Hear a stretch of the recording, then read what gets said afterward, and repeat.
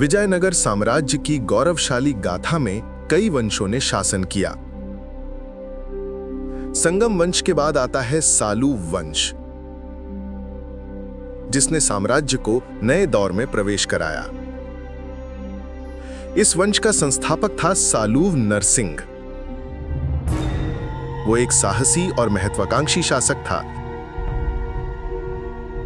जिसने सत्ता अपने हाथों में ली और लगभग 20 साल तक साम्राज्य को संभाले रखा।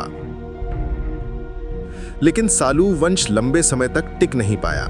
सालूव नरसिंह के बाद उसके उत्तराधिकारी शासन की कमान संभालने में उतने सफल साबित नहीं हुए। इस वंश का अंतिम शासक था इम्माडी नरसिंह, लेकिन उसकी किस्मत में ज्यादा समय तक राज करना नहीं लिखा था। इम्माडी नरसिंह की हत्या वीर नरसिंह ने कर दी। इसी के साथ सालूव वंश का अंत हो गया और इतिहास में एक नया मोड़ आया।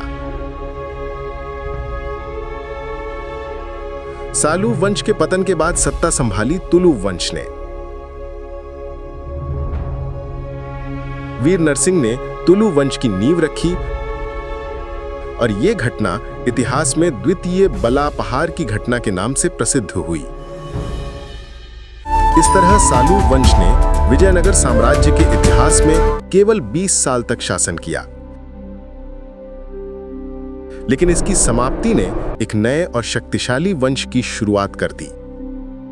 सालूव वंश के बाद आता है तुलु वंश, जिसने साम्राज्य को नई दिशा दी। इस वंश का संस्थापक था वीर नरसिंह।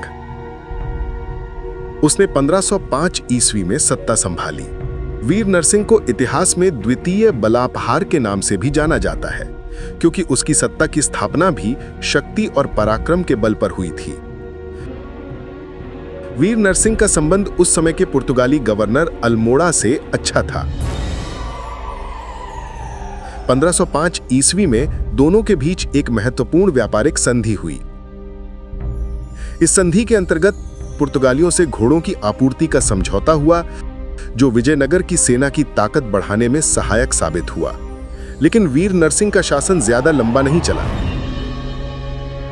1509 ईस्वी में उसकी मृत्यु हो गई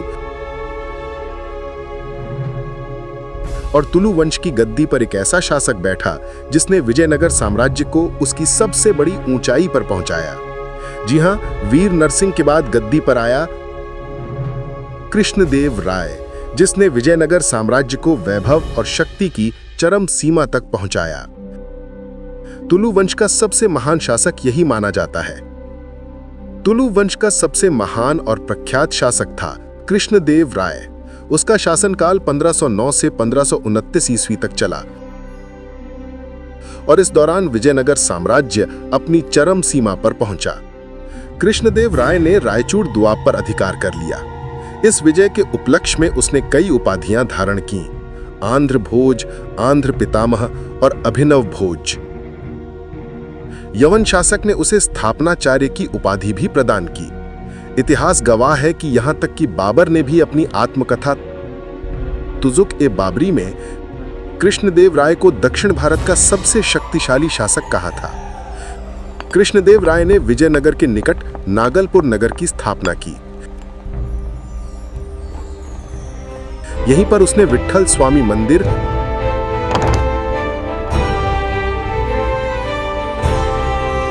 और हजारा राम मंदिर जैसे भव्य निर्माण कराए, जो आज भी उसकी महानता के प्रतीक है।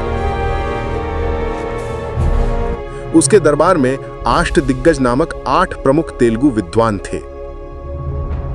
इनमें सबसे महान थे अल्लासानी पेदन्ना, जिन्हें तेलुगु भाषा का पितामह कहा जाता है।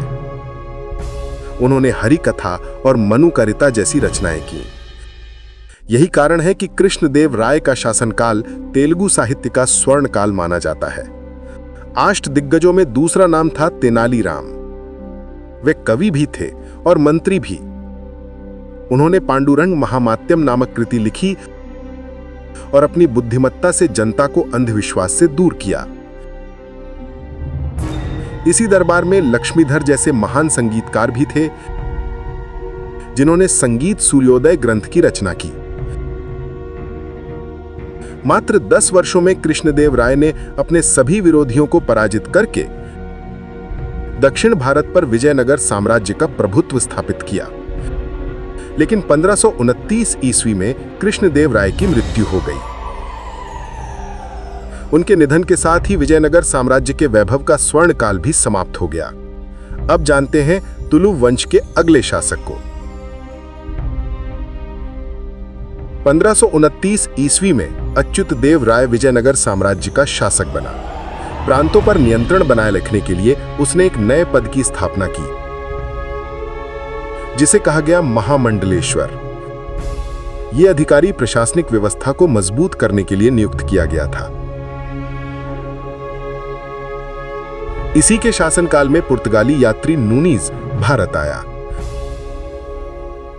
नूनीज ने अपने यात्रा वृत्तांत में विजयनगर साम्राज्य की भव्यता और वैभव का सुंदर वर्णन किया है। लेकिन अच्युतदेव राय के शासनकाल से ही साम्राज्य का पतन और बिखराव शुरू हो गया। आंतरिक कलह और कमजोर प्रशासन ने विजयनगर की नींव को हिला दिया। इस प्रकार अच्युतदेव राय का शासन विजयनगर साम्राज्य के इतिहास में एक ऐसे दौर की शुरुआत था जहां से धीरे धीरे इसके बिखराव की गाथा लिखी जाने लगी। अब जानते हैं तुलु वंश के अंतिम शासक को। 1542 ईस्वी में सदाशिव राय विजयनगर का शासक बना। लेकिन असली सत्ता उसके सेनापति रामराय के हाथ में आ गई। रामराय एक महत्वाकांक्षी सेनापति था। उसने बहमनी साम्राज्य से टूटे 5 राज्यों बीजापुर, गोलकुंडा, बरार, बीदर और अहमदनगर में फूट डालने की कोशिश की। लेकिन उसका यह दांव उल्टा पड़ गया। 5 में से बरार को छोड़कर शेष 4 राज्यों ने मिलकर 1565 ईस्वी में विजयनगर पर धावा बोल दिया। यह भीषण संघर्ष इतिहास में तालीकोटा का युद्ध या राक्षसी तंगड़ी का युद्ध कहलाता है। इस युद्ध ने विजयनगर साम्राज्य की नींव हिला दी। युद्ध भूमि पर रामराय मारा गया और साम्राज्य का गौरव ध्वस्त हो गया। इसके बाद सदाशिव राय ने अपना सेनापति तिरुमल को बनाया। लेकिन तिरुमल ने ही सदाशिव राय की हत्या कर दी और एक नए वंश की नींव रखी, जिसे कहा जाता है आराविडु वंश। इस प्रकार सदाशिव राय तुलु वंश का अंतिम शासक सिद्ध हुआ और तालीकोटा की हार ने विजयनगर साम्राज्य का अंत कर दिया। अब चलते हैं अगले वंश की ओर। 1565 ईस्वी के तालीकोटा युद्ध के बाद विजयनगर साम्राज्य का पतन शुरू हो गया। ऐसे में तिरुमल ने सत्ता संभाली और 1570 ईस्वी में आराविडु वंश की स्थापना की। तिरुमल ने विजयनगर के स्थान पर पेनुगोंडा को राजधानी बनाया।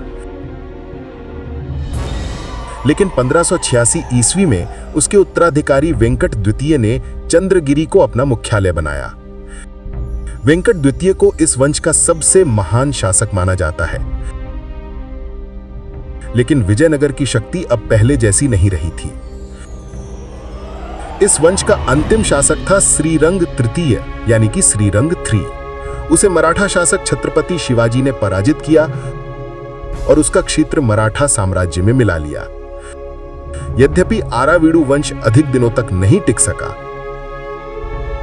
लेकिन विजयनगर साम्राज्य का यह दौर तेलुगु साहित्य का स्वर्ण काल कहलाता है। इस प्रकार आराविडु वंश ने विजयनगर साम्राज्य का अंतिम अध्याय लिखा और एक महान गाथा का अंत हुआ। अब जानते हैं विजयनगर की प्रशासनिक व्यवस्था को।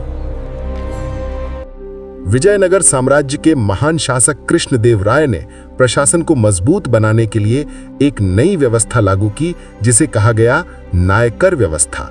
इस व्यवस्था में अधिकारियों को नकद वेतन नहीं दिया जाता था, इसके बजाय उन्हें भूमि दी जाती थी। यह प्रणाली गुप्तकालीन सामंती व्यवस्था और दिल्ली सल्तनत की एकता व्यवस्था के समान थी।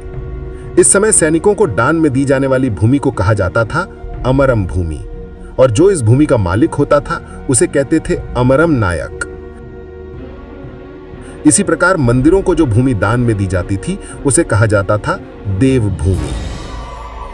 सैन्य विभाग को विजयनगर साम्राज्य में एक खास नाम दिया गया था, जिसे कहा जाता था कदाचार। इस तरह विजयनगर की प्रशासनिक व्यवस्था भूमिदान और सैन्य शक्ति पर आधारित थी, जिसने इस साम्राज्य को लंबे समय तक मजबूत बनाए रखा। अब जानते हैं विजयनगर साम्राज्य की मुद्रा व्यवस्था को। विजयनगर की सबसे प्रसिद्ध मुद्रा थी स्वर्ण का वराह। यह सिक्का लगभग 52 ग्रेन वजन का होता था। इसे ही उस समय कहा जाता था पैगोडा। यही था विजयनगर का सबसे प्रसिद्ध सिक्का, जिसने इस साम्राज्य की आर्थिक पहचान बना दी। अब जानते हैं विजयनगर साम्राज्य की स्थापत्य कला को। इस काल में द्रविड़ शैली का विकास अपनी चरम सीमा पर पहुंचा। इसका सबसे शानदार उदाहरण है विट्ठल स्वामी मंदिर, जो अपनी विशालता और बारीक नक्काशी के लिए प्रसिद्ध है। विजयनगर की कला ने न केवल धार्मिकता बल्कि उस समय की समृद्ध संस्कृति और जीवन शैली को भी दर्शाया। इस तरह विजयनगर साम्राज्य की स्थापत्य कला ने भारत की द्रविड़ शैली को नया आयाम दिया।